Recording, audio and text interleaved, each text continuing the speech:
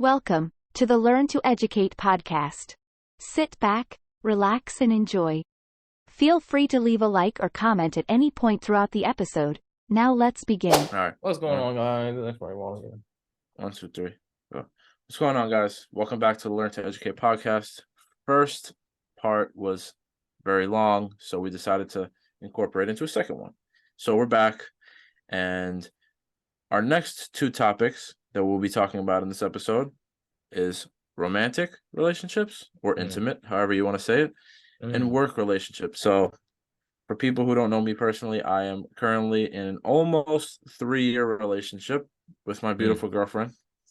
And I would be lying if I said that every day since we got together was amazing, you know what I'm saying? But every relationship has highs and lows, but at the end of the day, you still love that one person. You know what I'm saying? It's healthy to have a little bit of a balance in your relationship with having those happy days and then having those not so happy days, because if it's all happy and then something happens, you're not going to know how to feel or cope with it. You know what I'm saying? But all in all, I love her very, very much. She's probably watching this right now. I love you. Jamil, what would you like to say about romantic relationships? Nah, a whole bunch of pop-ups was on my screen. But yeah. So personally, I haven't been in a serious relationship yet. But I'm not trying to have expectations before I get into a serious relationship so that, I don't put that pressure on it. But right now I'm just focusing on me and trying to be a better man so that I'm able to bring something to the table and become someone that could, balance it out well.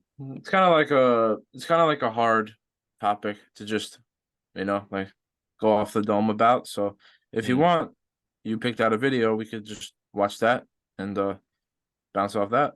Understanding. Someone who is interested in and can make sense of certain obscure features of our minds, our obsessions, preoccupations, and ways of seeing the world, and whom we are excited to understand in turn. If we have these 3 critical ingredients to hand, we will feel loved and essentially satisfied, whatever differences then crop up in 100 other areas. Perhaps our partner's friends or routines won't be a delight, but we will be content. Just as if we lack these emotional goods and yet agree on every detail of European literature, interior design, and social existence, we are still likely to feel lonely and bereft. By limiting what we expect a relationship to be about, we can overcome the tyranny and bad temper that bedevils so many lovers. A good, simpler, yet very fulfilling relationship could end up in a minimal state. We might not socialize much together. We might hardly ever encounter each other's families. Our finances might overlap only at a few points. We could be living in different places and only meet up twice a week. Conceivably, we might not even ask too many questions about each other's sex life. But when we would be together, it would be profoundly gratifying because we would be in the presence of someone who knew how to be kind, vulnerable, and understanding. A bond between 2 people can be very deep and important precisely because it's not played out across all practical details of existence. That was a pretty good video. Going over kindness, vulnerability, and understanding each other. And I think those 3 are really significant to make anything work in any type of relationship. Giving your life and giving your world to someone else, you're like combining your 2 worlds together type shit. Right. And yeah, it's just finding that person that you can mesh well with. What do you think about that? Right. So after watching the video, I had a couple questions. So Yeah. basically, as I was watching it, did it kind of mean that, was it saying that if you agree on too many things and have the same interests about too many things, that you might not be in a successful relationship? Is that basically what it was saying? It was basically saying that you need to like also have different interests in spending like time apart to work in a relationship? Because like I saw that it said like going out with friends and stuff like that, but at the Mm. same time it also said if you have the same interests like as in like European literature and interior decorating and stuff like that, you still have a chance to actually like have Mm. like not like each other as much as you should, you know what I'm saying? Yeah. I mean, definitely if you spend every day together and you do the same things in your day-to-day life, I mean, I'm pretty sure it's bound to get kind of boring, right? 1000%. Yeah, it's definitely you have to have a life together, but at the same time you have to have separate lives, if that makes sense. Like you have your lives where you go to like family outings and stuff like that together. You go to like weddings or whatever. You say, "Oh, bring a plus one." You bring them, and you go out to eat together every so often and stuff like that. But then you also need to have time where, oh, me and the boys are gonna go out and get drinks. Me and the boys are gonna go to this Nets game, this Knicks game. We're gonna go have some fun. And then she, on the other hand, should also do the same thing. Me and my girls, we're gonna go to the club. Me and my girls, we're gonna go out to a restaurant, have some wine, go out to dinner. You know what I'm saying? So like, if you spend every waking moment with that person, like you said, you're bound to get bored. You know what I'm saying? Yeah, I know what you mean. I mean, Yeah, you realize, even with your friends too. Like, if right, you guys have too much similar stuff, it's I don't know, what's the point of hanging out when you just go do the same thing you would do alone? right. But I've been in a couple relationships in my life, yeah. and I I classify it as this. This is what I say. I say when you first get into a relationship, it's the honeymoon phase. You probably heard of it before. When you first get into a relationship, it's called the honeymoon phase. You don't want to spend a single moment apart from each other. You want to text each other, go to sleep on FaceTime, do all that stuff. You just want to be with each other 24/7. That's the honeymoon phase. Once you go back to reality, a couple months in, 3, 4, 5 months in, you're going to realize that you want your own space. You know what I'm saying? It's not a bad thing. It's not a Mm, bad thing. It's not like you're like you don't love that person, you just want time away from them. It's just that you want your own life. You know what I'm saying? yeah. Like if I spend every second with my girlfriend now, I wouldn't want to do that. You know what I'm saying? Like, cause I was in the honeymoon phase at first for sure. I was the clingiest motherfucker you could know. Texting, calling, all that stuff Yeah, to I the point where remember. I it would remember. get annoying. That's what I'm saying. Yeah. To the point where it would get annoying. But Hmm. then down the road, I realized that I was taking time away from you guys, and I didn't want to be that type of fake person. So Mm. I took some time aside, and I told her that this is how it's gonna have to work. We'll spend our time together, obviously, but then I also need to show my family and my friends time as well. There's nothing wrong with spending all that time with your girl, but you need to make sure that you're not hurting other people by doing so. You know what I'm saying? Mm. I mean, a lot of the times, those friends usually are okay with you, Yeah, they're spending time understanding. like that because they're like, he's in that, you know, that's what he want to do. He's enjoying himself, or she's enjoying herself, and you want to let them be Right, because you want to see your friends happy. That's pretty much it. If you're a right. real friend. So to bring some light into this conversation, there's actually a funny story that me and Jamil had. This had to be what, eighth grade? Yeah, it was eighth grade. So eighth grade, me and him are chilling, and we went to go play basketball, and then it started raining, but we said, fuck it, we'll play anyways. So we were just playing ball or whatever. I won't mention anybody's name for certain reasons, but I got a call from a girl, and I was talking to her, and for some reason at the time, I just wanted Jamil to just like be quiet and just like not talk because I told her that I was alone. So I was just talking to her, whatever, and then we were just chopping it up, and then Jamil passed me the ball. And as I was on the phone, I had the ball in this hand, and I was at half court, and I was just talking to her, and I took the ball like this, and I threw it like as like a joke, and it went in the basket. It was a was the half court shot. It was the funniest fucking thing ever because as soon as I did it, Jamil knew he Yeah. had to be quiet, so he wasn't like, oh. He was like that. All right, Oh but my yeah, but God. other people that in our friend group, they've had decent relationships too. Davey's been in a couple relationships. Eric's in a congratulations 5-year relationship now. I'm in an almost 3-year relationship. But yeah, and you will most definitely find the right person for yourself because you are very determined, you know?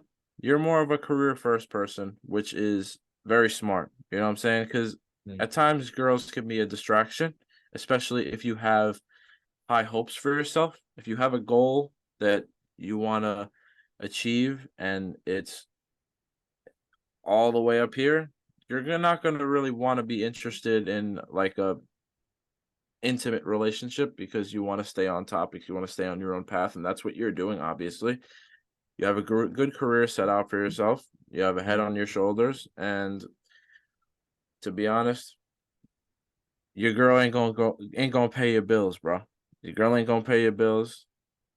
Your girl ain't gonna do all the things that you need to do in life. Your girl ain't gonna pay your mortgage. You know what I'm saying? So you just need, a lot of people have the philosophy that it's career first and money first, education first, and then all the stuff comes with it. That a lot of people have the mindset as that girls come eventually, but you have to focus on the long term first. But like a lot of the times people get like distracted with like, I wouldn't say they fail to develop themselves, but I would say it holds them back a lot when they just, they're just chasing, pussy, right? They're just chasing it, one to the next type shit, and let their impulses control them. And then when it comes to like things that they need to get done, it becomes a big distraction. So I think early in our lives, we're mainly focused on, building ourselves so that we could become the person who can be that big figure in the family. Like for us as, men, to be the fatherly figure in our family. But yeah, I think that right now at the age of 21, right? Personally, I'm focused on building myself so that probably next year I'll be secured in my career and I'm good. And yeah, that's what I got on relationships. Yeah, so on the other hand, girls can one be a distraction, but don't get me wrong. On the other hand, girls can be a huge benefit to your life. You know what I'm saying? Just like I said earlier, I'm not sure if it was this episode or if it was part 1, but like I said, when you're feeling down, you have your family to go to or you have your friends to go to. But the biggest one of all is if you have a girlfriend, it's so much different. It's so much, I'm trying to explain it. It's so much different having a girl in your life when you have times of being distraught and stressed and stuff like that. Because if you're upset about something and you go to your family, they're just going to tell you what you want to hear. You know what I'm saying? Oh, you're doing so great and stuff like that. They're I just feel going like to that tell you. depends. I feel like that depends Yeah, I mean, yeah. on the It's family. not all the time, but most of the time they're gonna tell you what you want to hear, and your friends will be real with you. But your girl, when you talk to her about it, it's like different. You feel safe. You know what I'm saying? So girls are definitely the best people to talk to about stuff like that because they're very Empathetic. very empathetic. They're one with their emotions, so they always give the best advice. And just to have that support from another person who you know will love you forever is the best feeling in the entire world. The American dream, get married, have an amazing job, have a house, have children. It's everybody's dream. I'm pretty sure it's your dream too. Everybody wants to give birth and give life to another being, and I think it's a beautiful part of the world, and you can't do that by yourself. You know what I'm saying? Mhm. At the same time, the girls won't pay your bills, but they will give you a child. You know what I'm saying? As funny as it sounds, they bring a lot to the table. You know what I'm saying? So all those girls out there, we love Meshing you. what we both were talking about from different, like two different perspectives, right? Right. I think that definitely it's always a different, there's always a different journey and a different route to getting to where we want to be.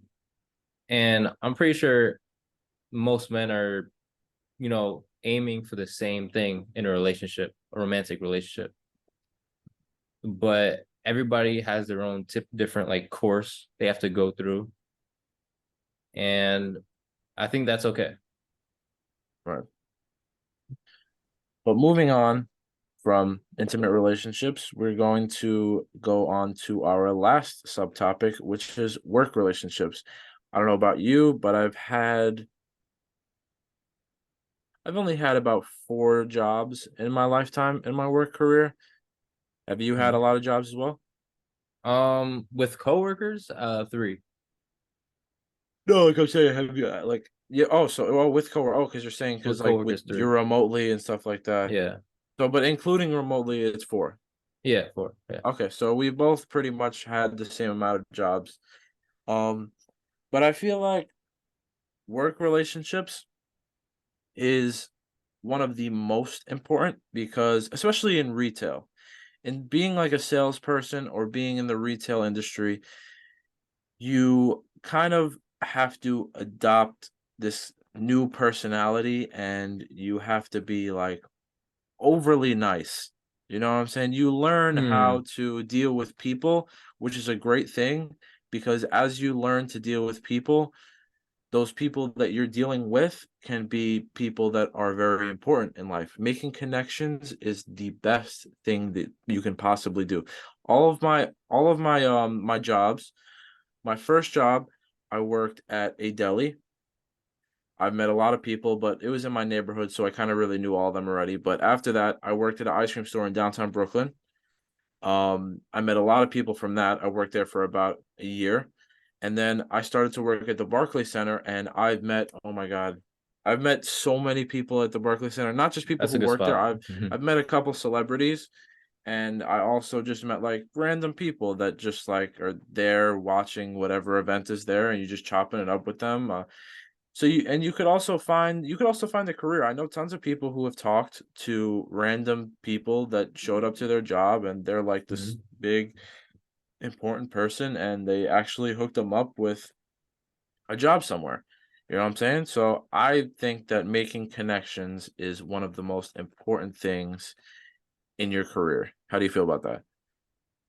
I definitely feel like early on, I feel like making connections is extremely important. Everything that you said, I agree with. Right. Um, Going through my jobs, the 3 jobs I work in person was first at Prospect Park. So it was like a youth employment. So basically I was like helping around with people with the park, giving tours, going on bird watches, etc. And I was really young, so I wasn't really thinking about, getting connections. I was thinking Mhm. about just like living. So it was nice. It was nice working there.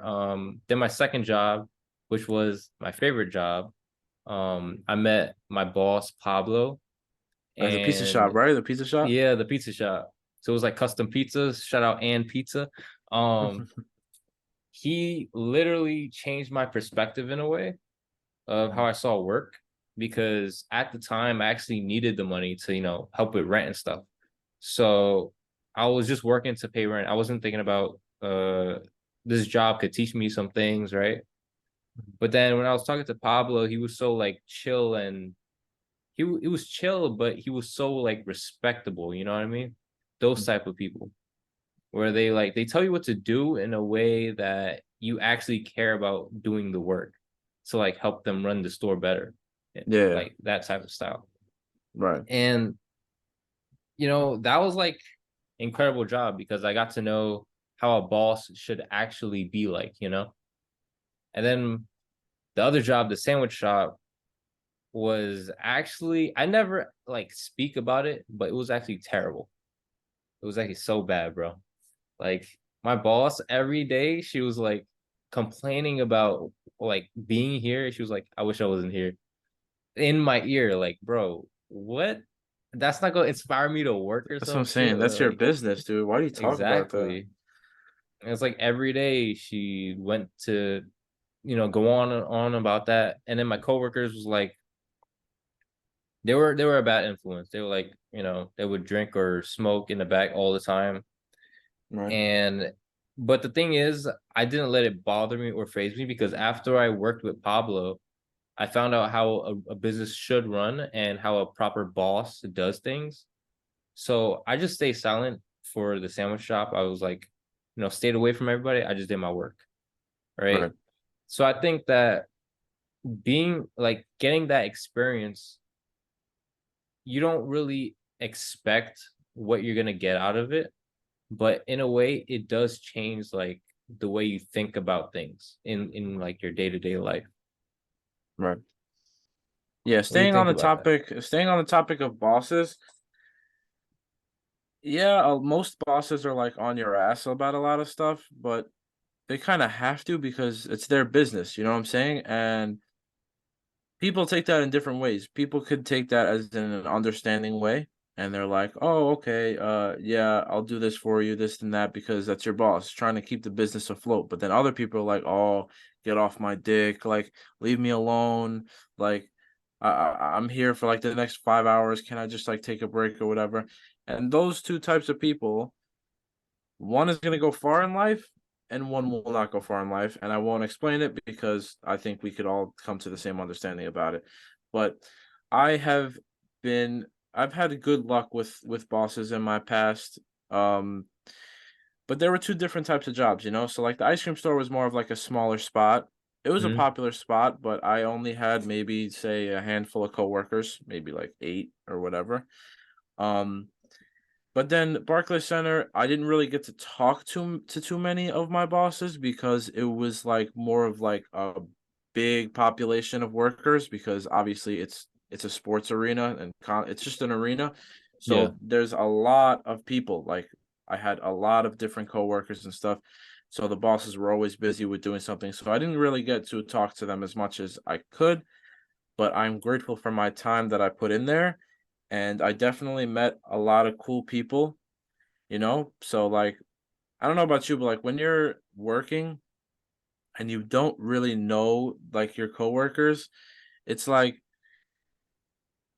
you don't, like it kinda just, like, comes together. So, like, I don't really like when I have a coworker just I don't, like, introduce myself, like, say, "Hey, I'm Sean, like, do you wanna be my friend?" Like, that's kind it's, like, kinda weird. So, like, it's kinda like you guys are just talking, and you just find that you guys have an interest in something, and then it just goes from there.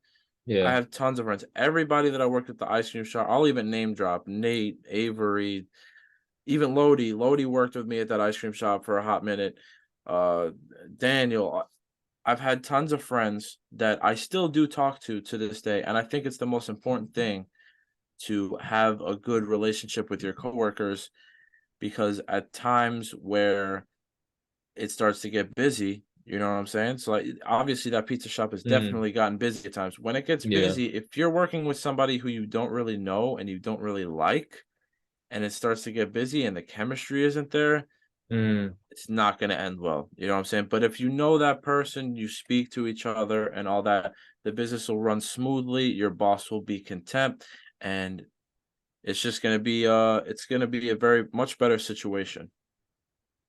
Yeah, I agree with that because at the pizza shop, it was like it would get super busy, afternoon rush and etc. And the people that I work with, like I got to know them, like they were just really chill, bro. Like that was the ideal job, bro. Like Right. they were just really chill. They worked because they knew that if we work together, then we're gonna have less work to do. So Right. it just was super smooth. Um, and yeah, that was like my favorite job. Right now, I don't work for anybody. I work for myself basically. But it's like freelancing. But some people don't want to work for other people. Well, most people probably, right? Don't Right. want to work for someone else. Definitely not. But some people actually enjoy, working and conversating with other people in the workplace so that they can, have a nice flow to their day when they're going about their work. So I Right. guess it depends. A lot of stuff with working, it's like with the relationships that you have with other people, it's more of like a mutual thing. So like your boss will come up to you and he'll tell you to do A and B. You'll do it for him. And then at times when you need something done or you need help with something or advice on something, he will rescind it. Same with not even just bosses, coworkers as well. Oh, like I'll help you out and I'll do this. And then the next day you need help and they'll help you out. So it's more like a mutual thing. When you scratch others' backs, they'll scratch yours for you as well.